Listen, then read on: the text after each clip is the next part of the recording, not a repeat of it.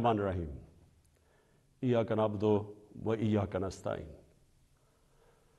میرے پاکستانیوں، میں آپ کے سامنے آج حاضر اس لیے ہوا ہوں کہ دنیا میں بڑی تیزی سے صورتحال بدل رہی ہے اور اس کے پاکستان کے اوپر اثرات ہیں۔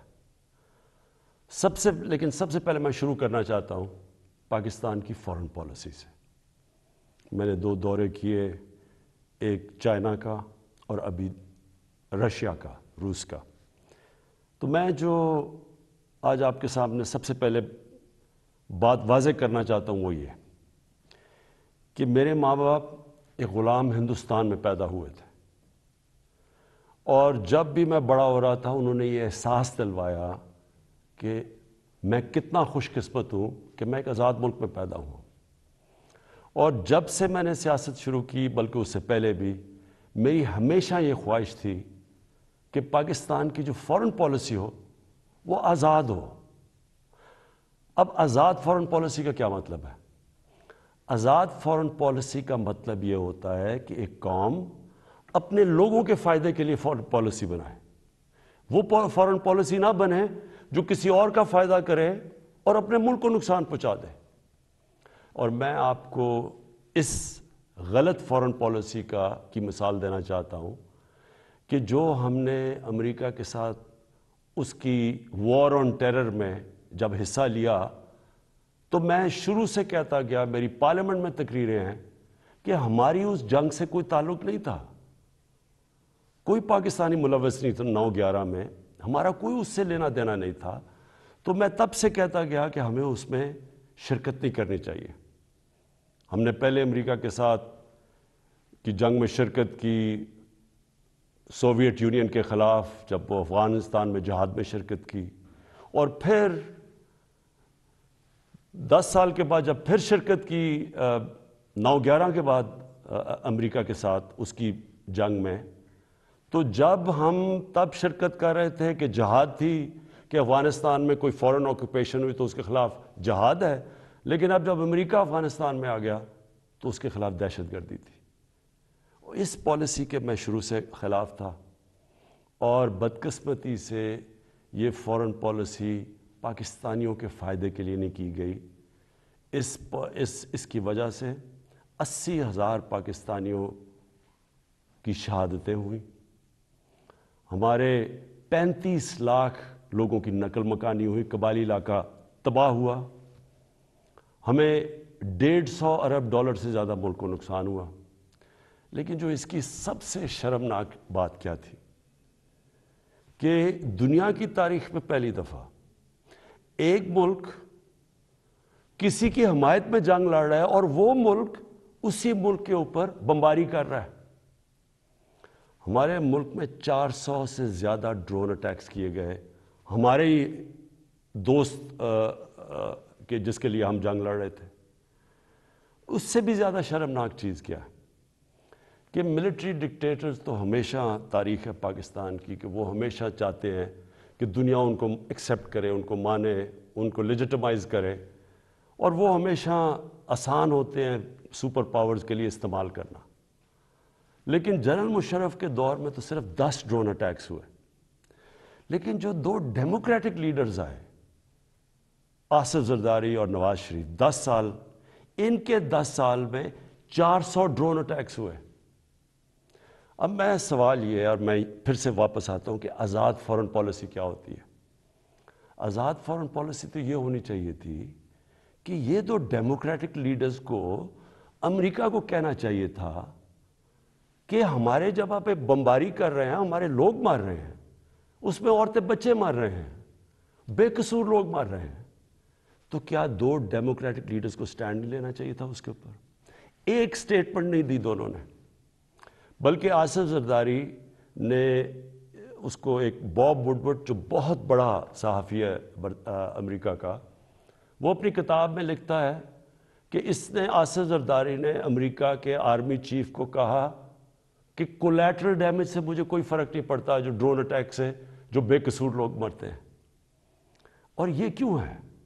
میں صرف آپ کو اس لیے یہ شروع میں بات فارن پالیسی کی، یہ اس لیے ہے کہ جب ملک کے سربراہوں کے پیسے اور جائیداد ملک سے باہر پڑی ہوتی ہے، جب ان کے اربوں ڈالرز کی پراپرٹی اور بینک بیلنسز اور آف شور اکاؤنٹس ہوتے ہیں، وہ کبھی اس ملک کی بہتری کے لیے فائدہ نہیں کرتے، وہ اپنے پیسے بچانے کے لیے کرتے ہیں۔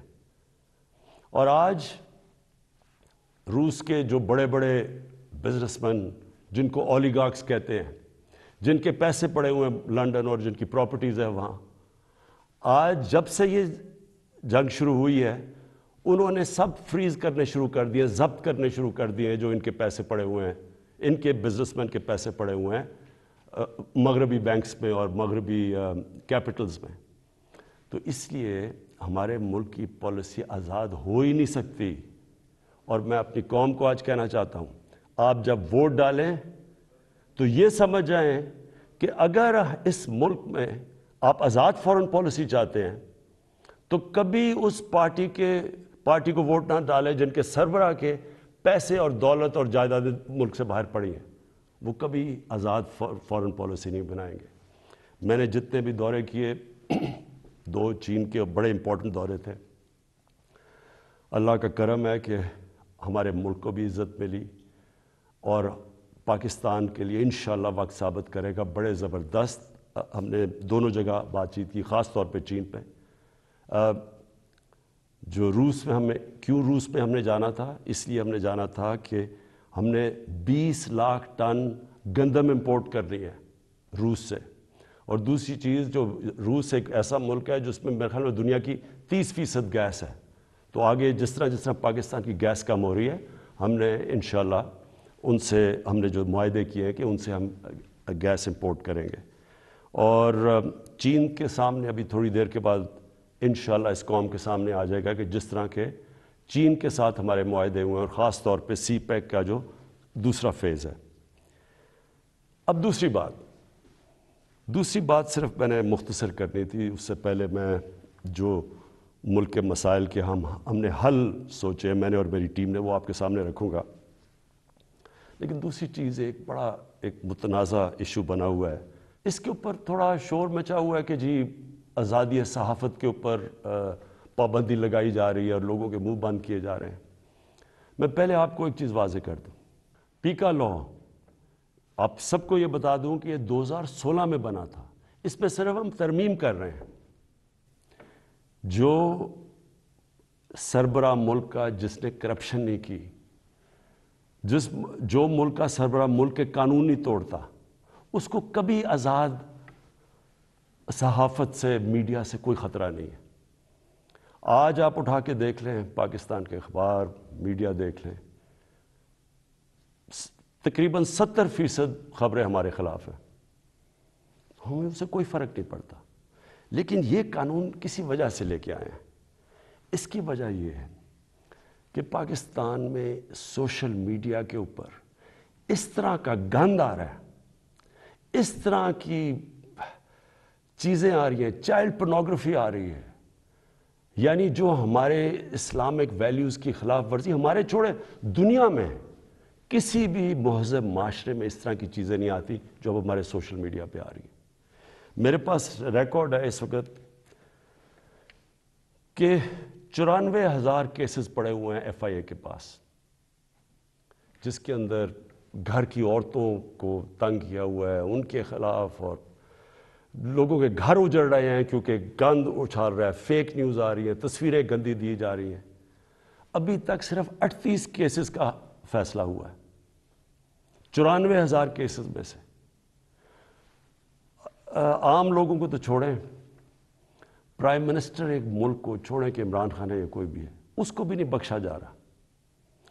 ایک صحافی نے 3 سال پہلے لکھا کہ جی عمران خان کی بیوی گھر سے چھوڑ کے چلی گئی ہیں، اور جی عمران خان نے کوئی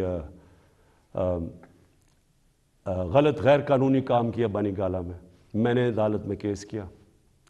3 سال ہو گئے ہیں، پرائم منسٹر کو ابھی تک کوئی انصاف نہیں مل رہا۔ وہی پھر سے صحافی لکھتا ہے اب پھر کہ جی ان کی بیوی گھر چھوڑ کے چلی گئی ہیں۔ ملک کا پرائم منسٹر اگر اس سے یہ ہو سکتا ہے، اس طرح کا اس کے خلاف وہ عورتیں جن کا کوئی سیاست سے تعلق نہیں ہے، تو سوچیں باقی لوگوں کا یہاں کیا ہوگا. یہی صحافی جب اس نے نواز شریف کے دوسرے دور میں اس کے کرپشن پہ لکھا تھا، اس کو 3 دن اس نے بند کر کے ڈنڈے مارے تھے. ہم جا رہے ہیں قانونی طور پہ اور یہ حال ہے کہ یہاں اس نے بند کر کے ڈنڈے مارے تھے. ہم جا رہے ہیں قانونی طور پہ اور یہ حال ہے کہ یہاں بھی یہ حال ہے کہ ہمارے ایک وزیر کے خلاف کسی خاتون نے لکھا، اس نے انگلینڈ میں جا کے انصاف لیا، ادھر اس کو فائن کیا گیا. اب مراد سعید کے خلاف بات ہے، مراد سعید سوچ رہے ہیں انگلینڈ میں قانون لے جا کے کیس کرنا. شوکت خانم کے اوپر ایک میڈیا ہاؤس جنگ گروپ، انہوں نے شوکت خانم کے اوپر لکھا کہ شوکت خانم کا جو پیسہ ہے وہ تحریک انصاف کو جا رہا ہے. اتنی بھی زحمت نہیں کی کہ کم از کم شوکت خانم سے پوچھ تو لیتے، ان کا ورژن تو لے لیتے کہ کیسے چیک جو شوکت خانم ہے وہ تحریک انصاف کے اوپر جا رہا ہے. اب شوکت خانم پہلے ہی ایک نون لیگ نے حنیف عباسی نے شوکت خانم کے اوپر اسی طرح کہا تھا کہ پیسہ چوری ہو رہا ہے. وہ کیس 10 سال ہو گئے ہیں، وہ لوور کورٹ سے جیت چکی ہے شوکت خانم، 10 سال کے بعد بھی انصاف نہیں. تو اب شوکت خانم انگلینڈ میں جدھر رجسٹرڈ چیریٹی ہے اور امریکہ میں ادھر کیس کرنے جا رہی ہے اسی جنگ گروپ کے اوپر. تو کہنے کا میرا مقصد یہ ہے کہ یہ تو دنیا میں کہیں بھی نہیں ہوتا. آزادی صحافت کے نام پہ یا مافیاز بیٹھ کے بلیک میل کر رہے ہیں، ان کے ایجنڈے کچھ اور ہیں، یا ایسے صحافی بیٹھے ہیں جو پیسے لے کے یہ ساری گند اچھال رہے ہیں، بلیک میل کر رہے ہیں. گورنمنٹ کے اوپر میں نے آپ کو کہا کہ ساری زندگی میں نے تنقید دیکھی ہے. میں کرکٹ کیپٹن سے مجھے تنقید ہوتی تھی. میں نے سارے مغرب میں دیکھا ہوا ہے کہ کیا ہے. انگلینڈ کے اندر جدھر سے ہم نے جمہوریت کے ویلیوز لے کے آئے ہیں، میں نے انگلینڈ میں ایک کیس لڑا ہے، یہ جو ہرجانے کا کیس، سب سے بڑا ان کا کھلاڑی تھا جس کا میرا کیس ہوا تھا. مجھے پتہ ہے کہ کبھی بھی کسی کی جرت نہیں ہو سکتی جو یہاں چیزیں جس طرح کی غیر ذمہ دارانہ چیزیں یہاں آتی ہیں، کسی کی جرت نہیں ہو سکتی کہ یہی جا کے آپ کسی اور جمہوریت کے اندر کریں. تو میں یہ صرف اس لیے کہہ رہا ہوں کہ یہ اس ملک کے لیے اتنا ضروری ہے. مجھے اتنے لوگ کال کرتے ہیں، مائیں کال کرتی ہیں، میسیجز دیتی ہیں کہ کس طرح کے حالات ہو گئے ہیں کیونکہ کوئی پوچھنے والا نہیں ہے. تو اس کے اوپر میں نے صرف یہ کلیئر کرنا تھا کہ اس کا کوئی آزادی صحافت سے تعلق نہیں ہے. جو اچھے صحافی ہیں وہ خوش ہوں گے کہ فیک نیوز ختم ہو، وہ تو ان کی تو کریڈیبلٹی ہوتی ہے کہ صحیح. اور اچھی صحافت تو ایک اثاثہ ایک معاشرے کا. ان کی جو تنقید ہوتی ہے وہ ہمارے پرائم منسٹر وزیروں کو آگاہ رکھتی ہے کہ ہم نے کیا کرنا ہے، ہم کیا غلطیاں کر رہے ہیں. لیکن یہ بلیک میل کرنا، گند اچھالنا، گھر کی عورتوں کو اس طرح کی چیزیں کہنی، پرائم منسٹر، ملک کا پرائم منسٹر. اب یہ 3 مین اخبار ہیں یہاں. میں نامنیٹ کرتا ہوں آزاد کشمیر کا پرائم منسٹر جب ہماری پارٹی الیکشن جیتتی ہے. 3 مین اخباروں کے فرنٹ پیج پہ آتا ہے کہ جی وہ جادو ٹونے سے یا پتہ نہیں ستارے دیکھ کے اس کو آزاد کشمیر کے پرائم منسٹر کو سلیکٹ کیا گیا. یہی چیز کہیں بھی انگلینڈ اور مغرب کے اخباروں میں کرتی ہے. میں آپ کو یقین دلاتا ہوں کہ ان کے اوپر اتنا بڑا ہرجانہ ہونا تھا کہ ان کی شاید اخبار ہی بند ہو جاتے. اب میں دوسری چیز پہ آنا چاہتا ہوں، بتانا چاہتا ہوں کہ ہم اب ہمارے جو حالات ہیں ان کے اوپر ہم نے اب کیا بڑی محنت کر کے ہم نے کیا تجویزیں سوچی ہوئی ہیں. تو سب سے پہلے کہ میں آپ کو صرف یہ یاد کرانا چاہتا ہوں، اور یہ ضروری ہے یاد کرنا، کیونکہ اگر تو مجھے سوئٹزرلینڈ کی اکانومی ملی ہوتی تو بڑا اچھا ہوتا. آج اسی پر بتاتے کہ وہ حالات تب یہ تھے تو اب آپ نے کیا کیا ہے. تو جب ہمیں اکانومی ملی تھی 2018 میں، جو سب سے بڑا پاکستان کی تاریخ کا خسارہ تھا، اندرونی بھی فسکل ڈیفیسٹ بھی اور بیرونی جس کو کرنٹ اکاؤنٹ ڈیفیسٹ کہتے ہیں، وہ پاکستان کی تاریخ میں سب سے بڑا ڈیفیسٹ تھا. ہمارے جو فورن ایکسچینج ریزروز تھے وہ مشکل سے 3 ہفتے کی بھی امپورٹس کے لیے کافی نہیں تھے. ہماری کئی باہر کی لائبلٹیز جو تھی ہم پیسے نہیں دے سکتے تھے. وہ پاکستان ملا تھا. اور اس کے بعد اتنے مشکل وقت سے نکلتے ہوئے اس کے بعد ہم کرونا آ گیا. اب کرونا کا میں صرف آپ کو یہ بتا دوں کہ یہ 100 سال میں ایک دفعہ اتنا بڑا کرائسس آتا ہے جو کرونا آیا. دنیا میں آپ دیکھ لیں کہ حالات کیا ہوئے. اچھی بھلی اکانومیز اجڑ گئیں. برطانیہ، ہندوستان جو بڑی تیزی سے آگے جا رہا تھا اس کی مائنسز میں گروتھ ریٹ چلی گئی. تو اس پہلے ہی مشکل حالات تھے. ہماری جو گروتھ ریٹ تھی وہ 0.2% بھی نہیں تھی. تو پہلے ہی برے حالات تھے، اوپر سے کرونا آ گیا. تو اس کرونا کے وبا سے جس طرح پاکستان نے ڈیل کیا اور کرتا آیا وہ میں ابھی بعد میں بتاؤں گا. لیکن اس کے بعد دو اور چیزیں ہو گئیں. جب کیونکہ پہلے تو کرونا آ کے لاک ڈاؤنز ہو گئے، اس کے اپنے مسئلے آئے. اس کے بعد جب لاک ڈاؤنز اٹھنے شروع ہوئے تو سپلائی لائنز افیکٹ ہوئی تھی. اس سے ایک کموڈٹی سپر سائیکل کہتے ہیں، یعنی جو کموڈٹیز تھیں وہ تاریخی مہنگی ہو گئی. اس سے کیا ہوا کہ دنیا کے اندر مہنگائی آ گئی، انفلیشن آ گئی. تو میں صرف آپ کے سامنے رکھنا چاہتا ہوں کہ اب میں صرف یہ اس لیے بتا رہا ہوں کہ ہم کوئی دنیا سے علیحدہ تو نہیں ہے نا. کئی چیزیں ہیں جن کو ہم امپورٹ کرتے ہیں. تیل ہے، گھی ہے، 70% امپورٹ کرتے ہیں. دالیں امپورٹ کرتے ہیں 70%. یہ ساری جتنی چیزیں تھیں، اور بجلی جو ہماری ہے وہ اگر آپ 60% جو بجلی ہے وہ امپورٹڈ فیول سے بنتی ہے، یعنی یا کوئلے پہ یا گیس پہ اور یا پھر تیل پہ. تو سب مہنگی ہو گئی. لیکن میں پہلے آپ کو بتانا چاہتا ہوں کہ جو ہمارے سے بڑے مضبوط ملک تھے ان کے کیا حالات ہوئے. سب سے پہلے امریکہ کی سب سے تکڑی اکانومی سمجھی جاتی ہے. 40 سال میں سب سے زیادہ مہنگائی امریکہ میں ہوئی. 5 گنا زیادہ وہاں مہنگائی ہوئی. یعنی امریکہ کے اندر 1.5% سے زیادہ چیزیں مہنگی نہیں ہوتی. یہ 10 سال تک اتنی رہتی ہے مہنگائی، 1.5%. وہاں مہنگائی پہنچ گئی 7.5% پہ. اس کے بعد کینیڈا، جو بڑا یہاں سے کتنا پیسہ خرچ کر کے لوگ کینیڈا جاتے ہیں اور کینیڈا کے شہری بنتے ہیں، 30 سال میں سب سے زیادہ مہنگائی کینیڈا میں آئی. اس کے بعد برطانیہ 30 سال میں 1992 کے بعد سب سے زیادہ مہنگائی وہاں آئی. ترکی میں 20 سال میں سب سے زیادہ مہنگائی آئی. اور میں صرف کیونکہ ہمیں سب سے زیادہ شور مچایا جاتا ہے کہ جی بڑی مہنگائی آ گئی، ہمیں گورنمنٹ کو ہٹا دو کیونکہ اتنی مہنگائی آ گئی. اب یہ میں نے جو آپ کے سامنے یہ فگرز رکھ رہا ہوں، یہ ذرا آپ کیونکہ سارے آپ چیک کر سکتے ہیں. آپ تو بڑا یہ زمانہ بدل گیا ہے، موبائل فون آپ کی جیب میں ہے. گوگل کریں کہ یہ میں ٹھیک کہہ رہا ہوں یا نہیں کہہ رہا، تو آپ کو پتہ چل جائے گا.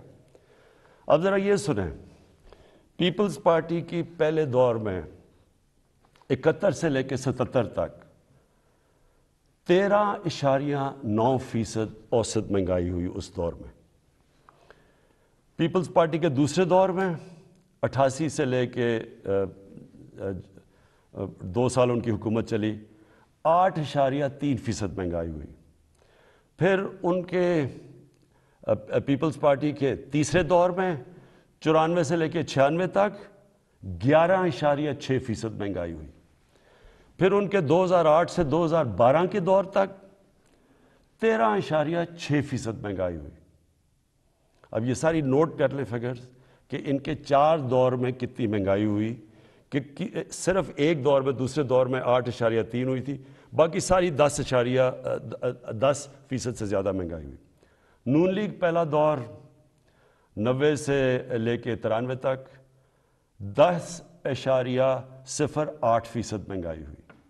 دوسرے دور میں 97 سے لے کے 99 تک 7.2% مہنگائی ہوئی. اور ان کا جو تیسرا دور تھا جس میں آپ کو یہ بتا دوں کہ سب سے کم تیل کی قیمتیں تھیں ان کے دور میں، تو ان کے 5% مہنگائی ہوئی. اور تحریک انصاف جس نے جو اٹھتا ہے کہ جی مہنگائی میں مر گئے، تحریک انصاف کی مہنگائی ہوئی 8 ہمارے جو ابھی تک 3.5 سال میں 8.5%. تو پہلے تو یہ ذرا واضح ہو جائے آپ کو کہ مہنگائی کتنی ہے ان کے مقابلے میں، کیونکہ وہ بڑا شور مچا ہوا جی گورنمنٹ گرا دو، جلدی سے گرا دو، کیونکہ لوگ پس گئے مہنگائی میں. پہلے ہاں ہے مہنگائی اور میں اس کے اوپر ابھی بعد میں آنے لگا ہوں، لیکن ہم اس وقت مہنگائی آئی ہوئی ہے جو دنیا کے اندر مہنگائی کا سائیکل آیا ہوا ہے۔ اچھا جی، پھر انصاف کی مہنگائی ہوئی 8 ہمارے جو ابھی تک 3.5 سال میں 8.5%۔ تو پہلے تو یہ ذرا واضح ہو جائے آپ کو کہ مہنگائی کتنی ہے ان کے مقابلے میں، کیونکہ وہ بڑا شور مچا ہوا جی گورنمنٹ گرا دو، جلدی سے گرا دو، کیونکہ لوگ پہ اس کا مہنگائی میں پہلے ہاں ہے مہنگائی، اور میں اس کے اوپر ابھی بعد میں آنے لگا ہوں، لیکن ہم اس وقت مہنگائی آئی ہوئی ہے جو دنیا کے اندر مہنگائی کا سائیکل آیا ہوا ہے۔ اچھا جی، پھر تحریک انصاف دوسری چیز کہتے ہیں جی بڑی ہماری نااہل حکومت ہے۔ تو میں صرف اب آپ کو صرف جو انٹرنیشنلی مانا گیا کہ تحریک انصاف نے کس طرح یہ سارے چیزوں کا مقابلہ کیا، اب میں صرف انٹرنیشنل اکنالجمنٹ بتا رہا ہوں کہ دنیا نے تحریک انصاف جو اس وبا میں جو 100 سال میں ایک دفعہ اتنا بڑا بحران آتا ہے، تو دنیا کیا کہتی ہے۔ سب سے پہلے اکانومسٹ میگزین جو دنیا میں ساری دنیا کی اکانومیز کا جائزہ لیتی ہے، وہ کہتی ہے کہ 3 سالوں کے اندر جو یہ کرونا کا دور ہے، جو ملک ٹاپ 3 میں 190 ملکوں میں جو سب سے اوپر، جس نے سب سے بہتر طریقے سے اپنی معیشت بھی بچائی اور اپنے لوگوں کو بچایا، ان 3 میں پاکستان ہے۔ ورلڈ بینک نے تعریف کی، ورلڈ اکنامک فورم نے تعریف کی، ورلڈ ہیلتھ آرگنائزیشن نے خود مثال دی پاکستان کی کہ جس طرح انہوں نے اس چیلنج کا مقابلہ کیا۔ تو اگر اتنا نااہل ہوتا ملک، تو دنیا کے اندر جدھر ساری دنیا کی بڑی بڑی اکانومیز، ہمارے سے بہتر سسٹمز جن ملکوں کے تھے، اگر وہاں اتنی تباہی آئی ہے اور پاکستان اس سے نکلا ہے۔ بل گیٹس جب ابھی مجھے ملنے آئے تو انہوں نے خاص پوچھا کہ کیا آپ نے قدم اٹھائے تھے کہ آپ اتنے بڑے چیلنج سے آپ اتنی بہتر نکلے۔ وہ باقاعدہ NCOC جدھر سے ہمارا سارا یہ کنٹرول ہم کرتے تھے، باقاعدہ وہاں گئے، انہوں نے تعریفیں کی، اور پھر یہ بھی تعریف کی کہ ایک طرف ہم کرونا سے لڑ رہے تھے اور دوسری طرف اب پچھلے سارے سال میں کوئی پاکستان میں پولیو کا کیس نہیں ہوا۔ تو یہ اگر حکومت اتنی نااہل تھی، پھر اس کے بعد جو ہمارا احساس پروگرام ہے، احساس پروگرام کو ورلڈ بینک نے دنیا کے 4 ٹاپ پروگرامز کے اندر کہا گیا کہ جو سب سے بہترین احساس پروگرام تھا اس مشکل وقت میں، جنہوں نے لوگوں کے لیے آسانیاں پیدا کری، وہ تھا۔ پھر اس کے علاوہ میں صرف ایک اور بھی ایڈ کرنا چاہتا ہوں کہ کبھی ہمارے سے پہلے مجھے بتائیں یہ 2 جماعتیں، کبھی انٹرنیشنلی کسی چیز میں ان کی کوئی تعریف کی گئی ہو؟ کلائمیٹ چینج کے اندر برطانیہ کے پرائم منسٹر نے یونائٹڈ نیشنز جنرل اسمبلی میں پاکستان کی تعریف کی کہ پاکستان جس طرح کلائمیٹ چینج سے جو اگلا بہت بڑا مسئلہ دنیا کو آ رہا ہے، اس نے صرف اور صرف پاکستان کی تعریف کی۔ اچھا جی، اس کے بعد میں جو آپ کے سامنے جو ابھی چیزیں لے کے آ رہا ہوں کہ ہم نے کرنا کیا ہے تاکہ آپ سب، میری ساری قوم تیار ہو جائے اس کے لیے۔ اب اس سچویشن کے اندر اب میں ذرا آپ کو بتاؤں کہ ایک طرف اکانومی کا برا حال تھا، پھر اوپر سے کرونا آ گئی، پھر وہ ایک دنیا کے اندر قیمتیں چڑھ گئیں، اور پھر افغانستان کا کرائسس آ گیا۔ افغانستان میں کیا ہوا تھا؟ افغانستان میں لوگوں نے پینک کر کے ڈالر خریدنے شروع کر دیے، ڈالر آ کے انہوں نے پاکستان سے خریدے، کیونکہ وہاں لوگوں کو انسرٹنٹی تھی، اس سے پریشر پڑ گیا ہمارے روپے کے اوپر۔ اور اس کے بعد وہ بھی میں بعد میں ہوں کہ اب یوکرین آ گیا، لیکن اس سے پہلے اب سوچیں کہ اس ساری چیز میں پاکستان نے اس مشکل وقت میں پاکستان کی جو اکانومی تھی، جو ہماری دولت میں اضافہ ہو، جو گروتھ ریٹ تھی، اور وہ ورلڈ بینک ویریفائی کر رہا ہے، وہ 5.6% تھی۔ 5.6% نون لیگ کے آخری سال میں تھی، جب انہوں نے خسارہ کر کے، قرضے لے کے اور بڑے خسارے کر کے، جب انہوں نے جو ان کی بیسٹ 5ویں سال میں تھی، وہ تیسرے سال میں تحریک انصاف کے 5.6% تھی۔ یہ ہم نہیں کہہ رہے، یہ ورلڈ بینک نے ویریفائی کی ہے۔ اس کے علاوہ کیا ہوا؟ پاکستان کی دولتوں میں یہ کیسے اتنی زیادہ ہماری گروتھ ریٹ بنی؟ پاکستان کی تاریخ میں سب سے زیادہ ریمیٹنسز بیرون ملک پاکستانیوں نے بھیجی، 31 ارب ڈالر۔ یہ تقریباً 10 ارب ڈالر زیادہ تھی جو کہ ہمارے سے پہلے ریمیٹنس بھیجتے تھے۔ پاکستان کی تاریخ کی سب سے زیادہ ایکسپورٹس کی گئی۔ پچھلے 5 سال میں جو پچھلا نون لیگ کا دور تھا، ایکسپورٹس وہیں کی وہیں تھی۔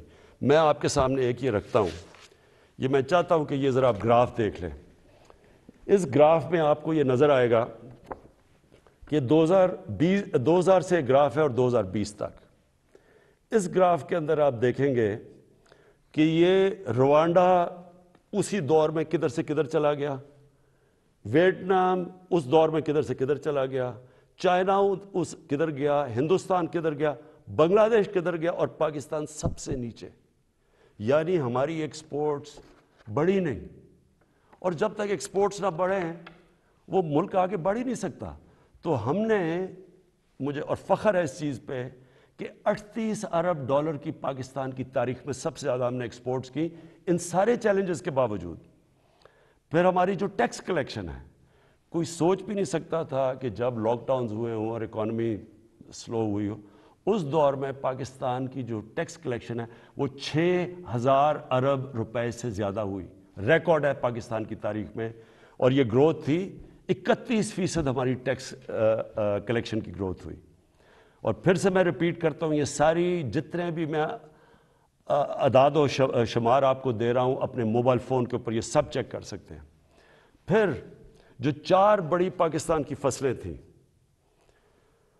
گندم، چاول، شوگر، گنا اور مکئی، پاکستان کی تاریخ میں سب سے زیادہ ان کی پروڈکشن ہی نہیں ہوئی ان 4 کی، کیونکہ ہم نے پیکج دیے ہوا تھا اپنے کسانوں کو۔ قیمت بھی سب سے زیادہ ملی، تو صرف کسانوں کے پاس پہلی دفعہ 1100 ارب روپیہ اضافی پیسہ گیا کسانوں کے پاس۔ اور یہ اس سے کیا ہوا؟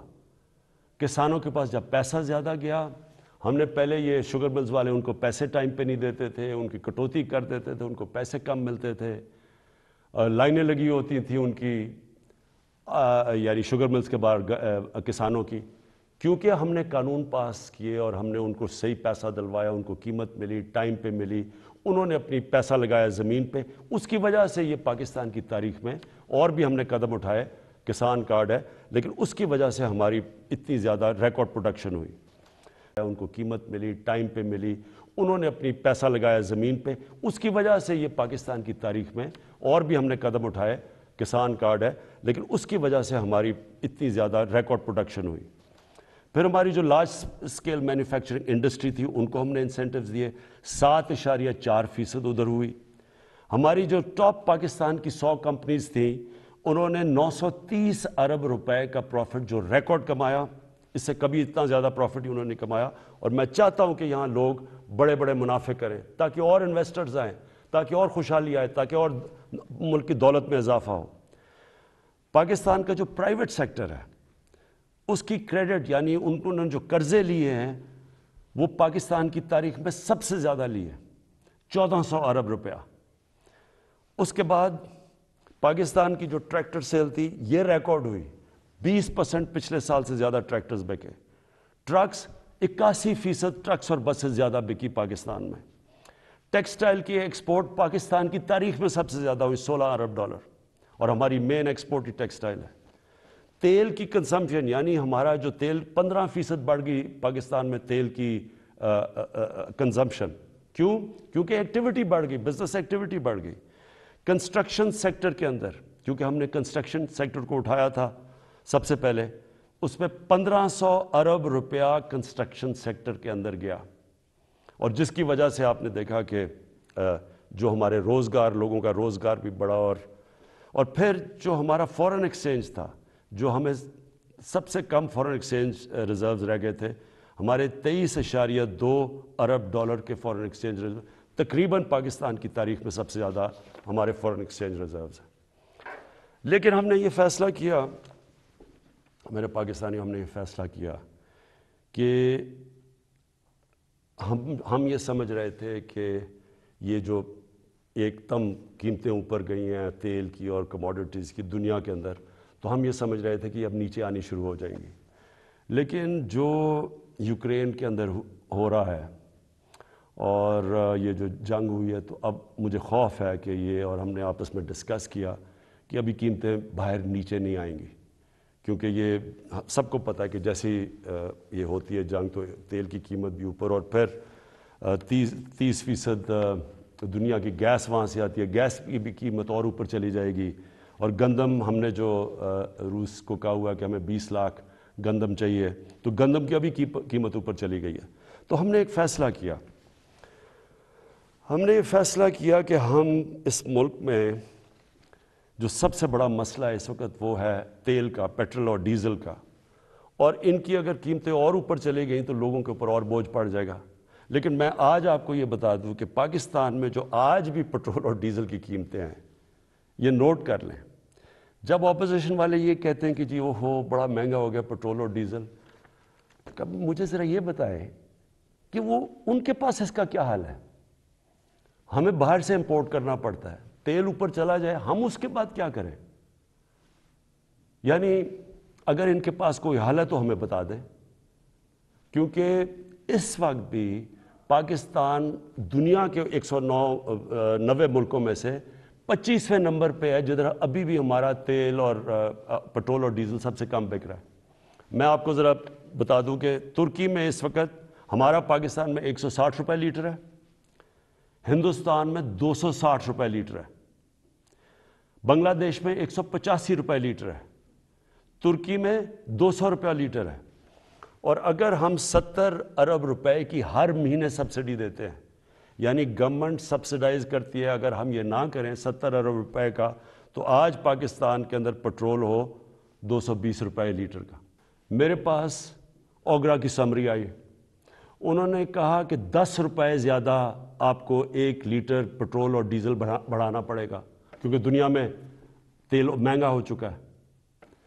تو میں آج آپ کے سامنے بڑی خوشخبری یہ سنانا چاہتا ہوں کہ بجائے 10 روپے بڑھانے کے ہم نے فیصلہ کیا ہے کہ 10 روپے پیٹرول اور ڈیزل کو آج ہم کم کر رہے ہیں. اب پھر سے میں آپ کو بتاؤں کہ بجلی 60% امپورٹڈ فیول سے بنتی ہے، جو میں آپ کو پہلے بتا چکا ہوں.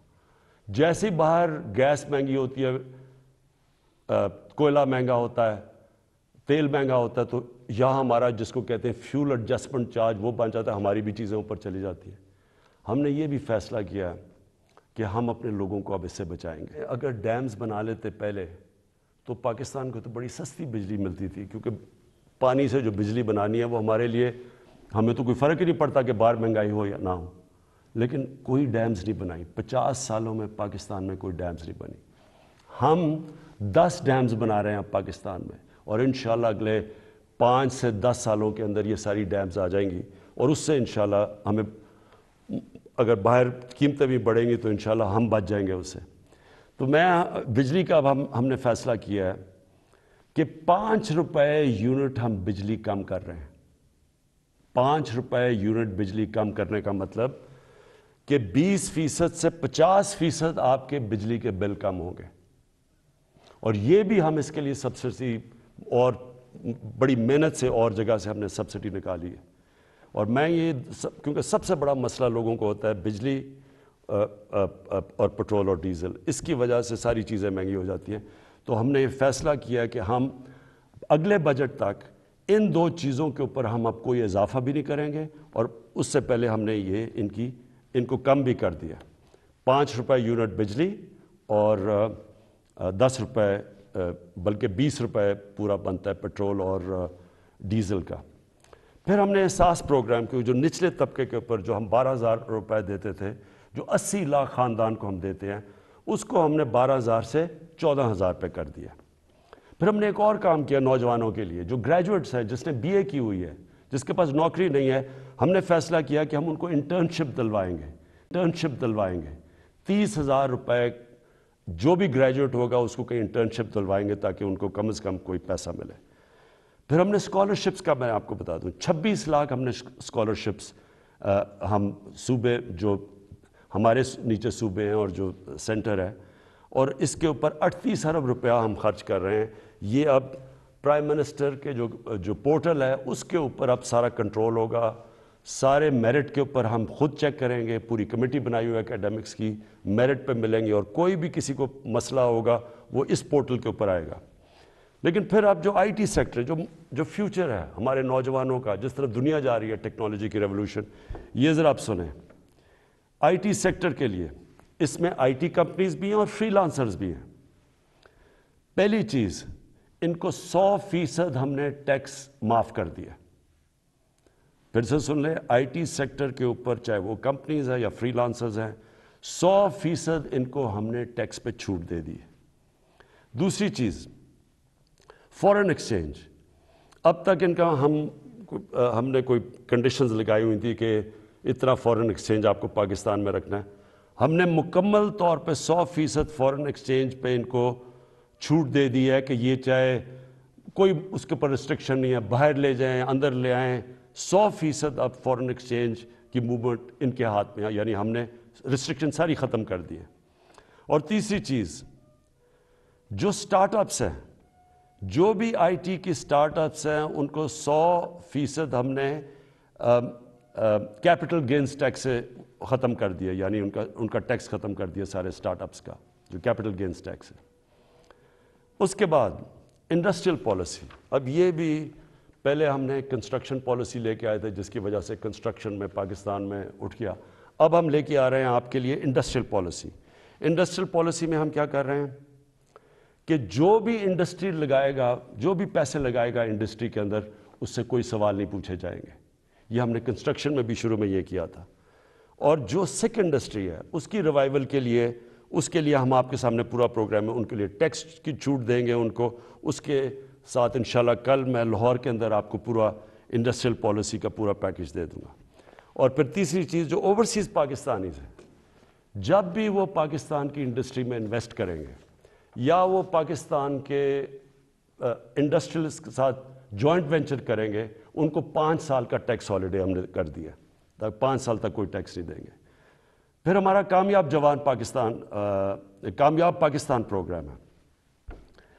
سود کے بغیر قرضے دیں گے بزنس شروع کرنے کے لیے نوجوانوں کو.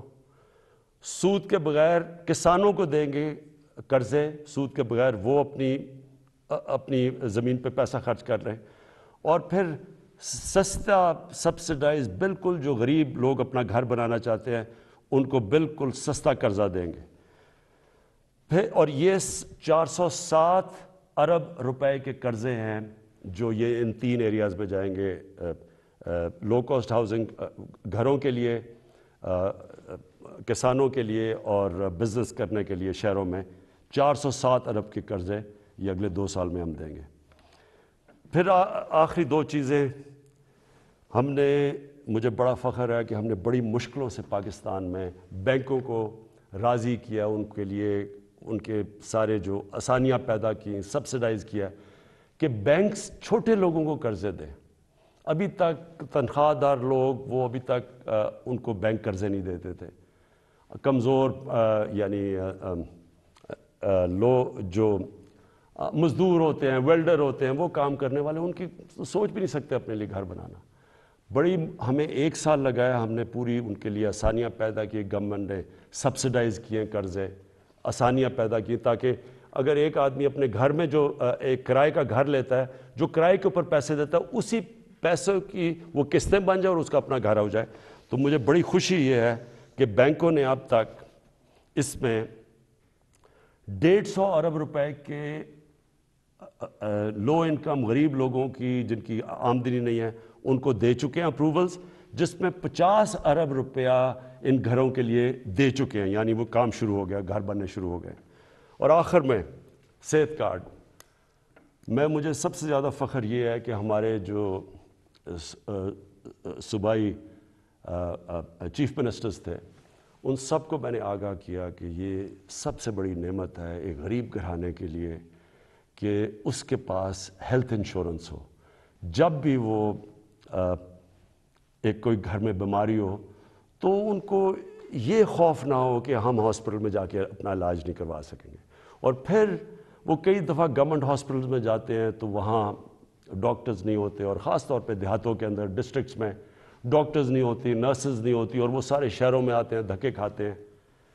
یہ جو صحت کارڈ ہے، یہ پاکستان کی تاریخ میں نہیں، یہ شاید ڈیولپنگ ورلڈ میں بھی، بلکہ ڈیولپڈ ورلڈ میں بھی اس طرح کا کہ آپ نے ہر گھرانے کو، ہر جو ہمارے صوبے ہیں سندھ کے علاوہ، کیونکہ پروونشل گورنمنٹس اس کا پیسہ دے رہی ہیں، ہر گھرانے کے لیے ہم انشاءاللہ مارچ کے آخر تک پنجاب میں ہر گھرانے کے پاس صحت کارڈ ہوگا۔ ہر خاندان 10 لاکھ روپے تک کسی بھی ہسپتال میں جا کے علاج کروا سکتا ہے۔ یہ ضروری ہے سمجھنا، پہلے تو ہوتا تھا نہیں گورنمنٹ ہاسپٹل، اب وہ پرائیویٹ ہاسپٹل میں جا کے علاج کروا سکتا ہے، اور ہر گھرانے کے پاس یہ صحت کارڈ ہوگا۔ اور انشاءاللہ یہ پورا ایک ہیلتھ سسٹم بن رہا ہے پاکستان میں۔ ابھی سے چھوٹے چھوٹے ہاسپٹل دیہاتوں میں جانا شروع ہو گئے ہیں، کیونکہ دیہاتوں میں ہمارے گورنمنٹ ہاسپٹل میں ڈاکٹرز نہیں ہوتے کئی دفعہ، تو پرائیویٹ سیکٹر جانا شروع ہو گیا۔ اور میری یہ خواہش تھی کہ پاکستان میں ایک پورا جال بچ جائے ہاسپٹلز کا۔ تو گورنمنٹ کے پاس تو کبھی بھی اتنا پیسہ نہیں آنا تھا، تو اب پرائیویٹ سیکٹر کے لوگ خود جائیں گے، کیونکہ اب ہیلتھ کارڈ ہوگا، غریب سے غریب گھرانے کے پاس بھی ہیلتھ کارڈ ہوگا، اور اگر ان کو گھر میں کوئی بیماری ہو وہ جا کے پرائیویٹ ہاسپٹل میں بھی اپنا علاج کروا سکتے ہیں۔ یہ میں سمجھتا ہوں کہ ہم نے جو ہماری 3.5 سال کی حکومت ہے، یہ سب سے بڑا کام ہے، کیونکہ جب کوئی گھر میں ایک بیماری ہو اور آپ کے پاس پیسہ نہ ہو تو اس سے زیادہ ایک خاندان کی بے بسی کا عالم نہیں ہوتا۔ میں آخر میں آپ کے سامنے، اپنی قوم کے سامنے یہ کہنا چاہتا ہوں کہ مجھے پتہ ہے یہ مشکل حالات ہیں، مجھے پتہ ہے کہ ہم نے یہ جو 3.5 سال گزارے ہیں، کبھی ایک مشکل سے نکلتے تھے، پھر دوسری مشکل، کبھی پلوامہ ہو گیا تو کبھی کرونا ہو گیا، اور اس کے بعد پھر مسئلے، اور اب یوکرین کا مسئلہ آ گیا۔ لیکن یہ میں آج آپ کو کہتا ہوں کہ سارا وقت میری اور میری حکومت صرف ایک چیز سوچتی ہے کہ ہم آپ کے اوپر کس طرح یہ جو آپ کے اوپر بوجھ پڑا ہوا ہے، یہ ہم کیسے کم کر سکتے ہیں۔ اور انشاءاللہ یہ جب ہم اس سے نکلیں گے، اور جس طرح ماشاءاللہ ہمارا ملک صحیح راستے پہ چل پڑا ہے، اکانومی صحیح راستے پہ چل پڑی ہے، بلومبرگ ویسے میگزین جو کہ دنیا کی اکانومیز کا جائزہ لیتی ہے، اور پھر IMF جس نے ابھی رپورٹ میں کہا ہے کہ پاکستان کی جو گروتھ ہے، جو ان کی دولت میں اضافہ ہے، جو ہوتا جا رہا ہے، وہ اب یہ صحیح راستے پہ، اور یہ سسٹینیبل ہے۔ چھوٹے چھوٹے ہاسپٹل دیہاتوں میں جانا شروع ہو گئے ہیں، کیونکہ دیہاتوں میں ہمارے گورنمنٹ ہاسپٹل میں ڈاکٹرز نہیں ہوتے کئی دفعہ، تو پرائیویٹ سیکٹر جانا شروع ہو گیا۔ اور میری یہ خواہش تھی کہ پاکستان میں ایک پورا جال بچ جائے ہاسپٹلز کا۔ تو گورنمنٹ کے پاس تو کبھی بھی اتنا پیسہ نہیں آنا تھا، تو اب پرائیویٹ سیکٹر کے لوگ خود جائیں گے، کیونکہ اب ہیلتھ کارڈ ہوگا، غریب سے غریب گھرانے کے پاس بھی ہیلتھ کارڈ ہوگا، اور اگر ان کو گھر میں کوئی بیماری ہو وہ جا کے پرائیویٹ ہاسپٹل میں بھی اپنا علاج کروا سکتے ہیں۔ یہ میں سمجھتا ہوں کہ ہم نے جو ہماری 3.5 سال کی حکومت ہے، یہ سب سے بڑا کام ہے، کیونکہ جب کوئی گھر میں ایک بیماری ہو اور آپ کے پاس پیسہ نہ ہو تو اس سے زیادہ ایک خاندان کی بے بسی کا عالم نہیں ہوتا۔ میں آخر میں آپ کے سامنے، اپنی قوم کے سامنے یہ کہنا چاہتا ہوں کہ مجھے پتہ ہے یہ مشکل حالات ہیں، مجھے پتہ ہے کہ ہم نے یہ جو 3.5 سال گزارے ہیں، کبھی ایک مشکل سے نکلتے تھے، پھر دوسری مشکل، کبھی پلوامہ ہو گیا تو کبھی کرونا ہو گیا، اور اس کے بعد پھر مسئلے، اور اب یوکرین کا مسئلہ آ گیا۔ لیکن یہ میں آج آپ کو کہتا ہوں کہ سارا وقت میری اور میری حکومت صرف ایک چیز سوچتی ہے کہ ہم آپ کے اوپر کس طرح یہ جو آپ کے اوپر بوجھ پڑا ہوا ہے، یہ ہم کیسے کم کر سکتے ہیں۔ اور انشاءاللہ یہ جب ہم اس سے نکلیں گے، اور جس طرح ماشاءاللہ ہمارا ملک صحیح راستے پہ چل پڑا ہے، اکانومی صحیح راستے پہ چل پڑی ہے، بلومبرگ ویسے میگزین جو کہ دنیا کی اکانومیز کا جائزہ لیتی ہے، اور پھر IMF جس نے ابھی رپورٹ میں کہا ہے کہ پاکستان کی جو گروتھ ہے، جو ان کی دولت میں اضافہ ہے، جو ہوتا جا رہا ہے، وہ اب یہ صحیح راستے پہ، اور یہ سسٹینیبل ہے۔ یہ بہت بڑی چیز ہے کہ ایک مشکل وقت سے نکل کے آج پاکستان صحیح راستے پہ نکل چکا ہے۔ پاکستان پائندہ باد۔